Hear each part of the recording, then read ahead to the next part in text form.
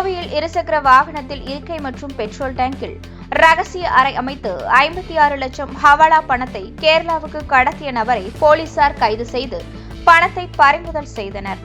தமிழக கேரள எல்லையான வேலந்தாவளம் சோதனை சாவடியில் கந்தேகவுண்டன் சாவடி போலீசார் இன்று காலை வழக்கமான வாகன சோதனையில் ஈடுபட்டு இருந்தனர். அப்போது இருசக்கர வாகனத்தில் கோவையிலிருந்து கேரளாவை நோக்கி வந்த நபர் போலீசாரை பார்த்ததும் வேகமாக திருப்பி சென்றார். இதனையடுத்து போலீசார் இருசக்கர வாகனத்தில் திருப்பி சென்ற நபரை விரட்டி பிடித்து அவரது வாகனத்தை சோதனையிட்டனர். அப்போது வாகனத்தின் இருக்கை மற்றும் பெட்ரோல் டேங்கில் ரகசிய அறை அமைக்கப்பட்டு அதில் கட்டுக்கட்டாக 500 ரூபாய் நோட்டுகள் இருப்பது தெரிய வந்தது.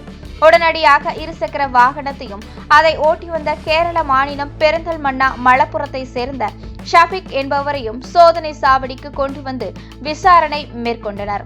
இருசக்கர வாகனத்தின் இருக்கையின் கீழ்ப்பகுதி மற்றும் பெட்ரோல் டேங்கில் ரகசிய அறை அமைத்து அதில் 56,50,000 ஹவாலா பணத்தை பதுக்கி வைக்கப்பட்டுள்ளது தெரிய வந்தது. பணத்திற்கு உரிய ஆவணங்கள் ஏதும் இல்லாத நிலையில் போலீசார் விசாரணையில் அது ஹவாலா பணம் என்பது தெரிய வந்தது. இதனை அடுத்து பறிமுதல் செய்யப்பட்ட 56,50,000 பணத்தையும் பணத்தை கடத்தி சென்ற கேரளாவை சேர்ந்த ஷஃபிக் என்பவரையும் வருமான வரித்துறை அதிகாரிகளிடம் போலீசார் ஒப்படைத்தனர்.